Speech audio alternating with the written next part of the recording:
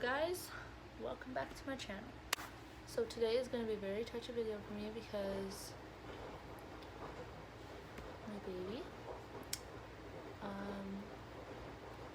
when I had my daughter, she almost died and they did not tell me, and it created, I guess what happened created like a lifetime effect on her, like her breathing and stuff. So when I was pregnant, I was very small. My stomach didn't grow very much. It was very tiny. I'll insert a picture. I don't know why my stomach wouldn't stretch all the way, so because of that, Ella's my daughter, she was very small. She was below average on her growth, but they never I went to a specialist all the time. I was on bed rest since 24 weeks from almost going into labor because of how small I was. Any little active anything I did put me into early labor. So I lose track of everything. What was I saying? Got it. When I had her at 37 weeks, but she was only 5'7". She was very small. And when she was born, her hands were so purple, her hands and her feet.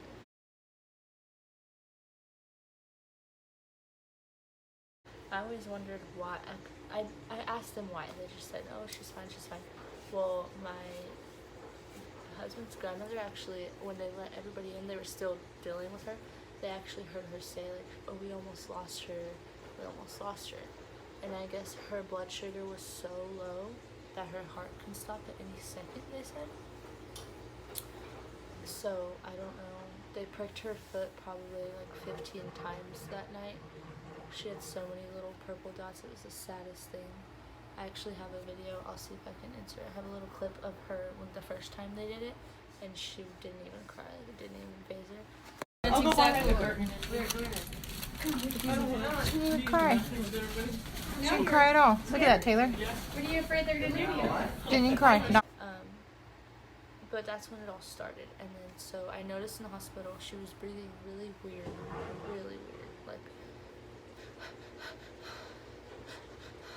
kind of like that, like rapid then slow, or deep breaths, and then like she'd stop breathing, and then I'd notice her lips would turn kind of purple, and then she'd be fine. It was like back and forth. They said, oh, it's normal, you're just a first time mom, you're exaggerating. So a month goes on, and I still notice this problem, so I take her back. Well, we go back to the doctor, and still it's normal, she's fine, didn't even check anything like they should have. So January comes, she's about 2.5 months old. I have taken to the doctor by this time quite a few times for the same reason. So I believe it was January 22nd or January 18th. The first time I took her to this hospital in Merced where I live. It's called Mercy Medical Center. And I took her there, and they said I was there till about 3 a.m. with her because she had stopped breathing twice and she turned purple, like her face was purple. And they said that it was just a respiratory infection. That's all they told me. Respiratory infection, she'll be fine. Send me home. Well, I had an appointment for her the next morning at 11 a.m. and we went to the appointment, and I told them how we went to the hospital, and they still said the same thing. I know it's hard, you're a first time mom, you don't know what to look for, blah blah blah. But I know my child, whether I'm a first time mom. I raised babies before. For my sisters and stuff, I raised my niece. I was around my nephew a lot. I've helped raise my triplet nieces. Like, I've been through it all. Like, not myself, like my own child, but I've helped a lot. So I know what I'm doing. I know what I'm looking for. So I'm like, what the? Are you serious? Like, you're gonna send me home? I'm telling you, my child's turning purple, and you're telling me it's normal. It's insane. So they go to send me home, and as we're leaving out the office, she stops breathing.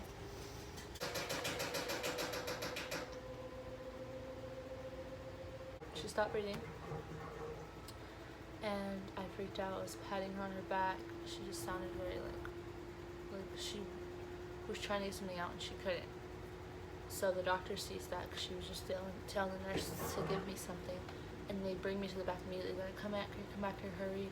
They give my daughter, they put her on like a breathing machine for about 15 minutes, and then she's like, she's wheezing very badly. In my head, I'm like, okay, you just checked this not even 10 minutes ago, and you're saying that this is normal, this is fine. Oh, and tell you that they wanted me to record my daughter not breathing and show them. Are you serious right now? No, I'm not gonna sit here and record my child when she is not breathing. I'm gonna attend to my child. Oh my god, I swear, doctors, they're supposed to know everything, right? Well, she sent me to the back, and then they call an ambulance. So we take an ambulance to the Fresno Valley Children's Hospital, and we were there for about 3 days. And during those 3 days, they tested a bunch of stuff. Her oxygen levels were low, and she had a heart murmur, a hole in the middle of her chambers in her heart, which makes it, that's why her heart rate goes up to like 200 something when she screams, because her blood's working overtime, like pumping it, trying to get it through when she's freaking out, which is what she did a lot because she couldn't breathe. She was a very sickly baby. We were in and out of the hospital, in and out of the doctors, like more than 3 or 4 times a month. It was crazy. And so they tell me like all these future appointments I'm gonna go to, and blah, blah, blah, blah. They tell me I can go home after the 3rd day. So we go home. I think exactly a week goes by, and then the first time, let me take that back. The first time my doctor actually sent us there. So that's what happened. My daughter's actual doctor sent us to the hospital because her heart rate was really low, or high. No, her oxygen levels were really low. That's what it was.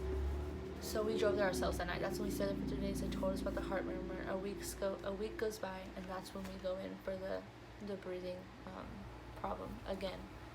After the hospital, and the next day was the appointment at 11. That's this time. And then they call an ambulance. We go back after a week. We already were there for 3 days. In a week, we go back, and her heart rate was high. Her oxygen levels were low. Her lungs were inflamed, and they just did a bunch of tests. They had her on a breathing tube the whole time. They did ultrasound on her heart. They did like all the tests you could think of. They did a sleep study. We did all types of stuff, and they just sent me home. And then they set up an appointment with a pulmonologist, a GI specialist, and a heart specialist. So we go to all those. The heart specialist confirms the heart murmur and says we'll see you back in a year, because usually they're supposed to go away. We see the pulmonologist, and we find out that my daughter has reactive airway disease. It's just a lot because I have to deal with like not knowing if my daughter's gonna be okay when she goes to sleep.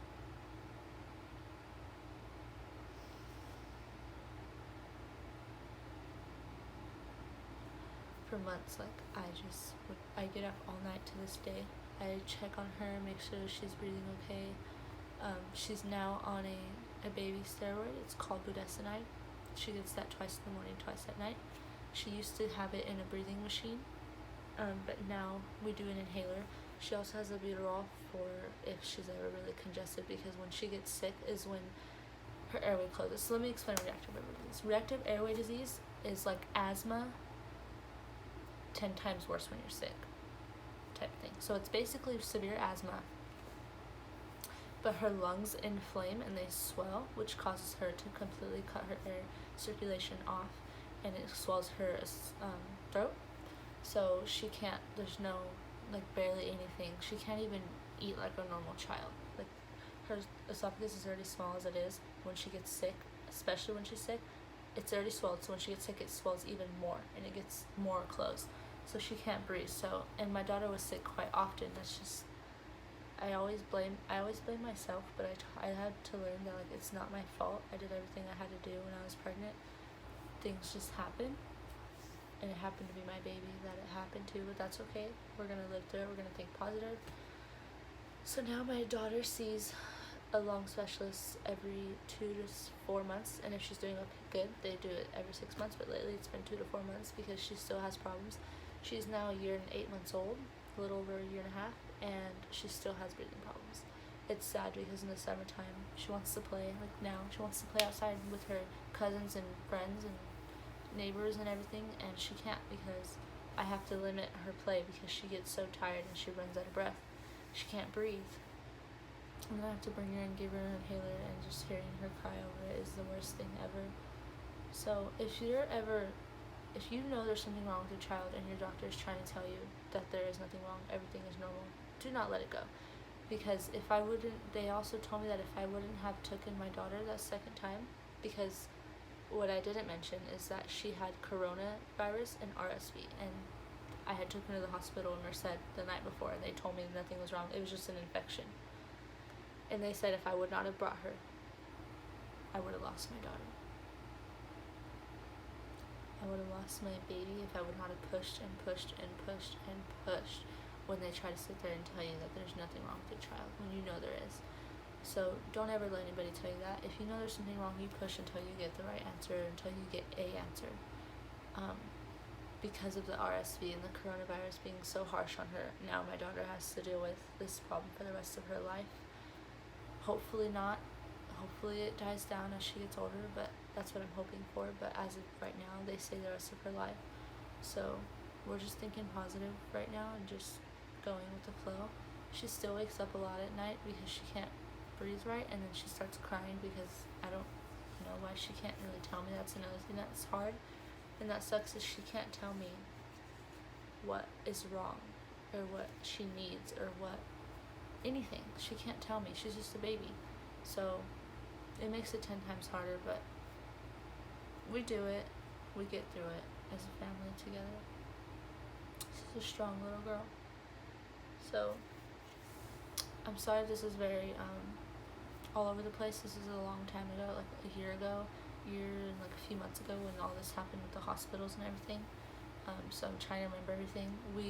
She also actually had an ambulance called in past January. She got really sick again, had stopped breathing, and because ever since then she won't even drink out of a sippy cup. She won't eat anything. She used to eat, try and everything, and now she only eats certain bland things, like very plain bland type things, because her body can't handle it.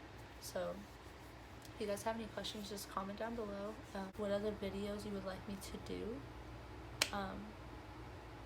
That's pretty much it for today's video, guys. I hope you guys enjoyed.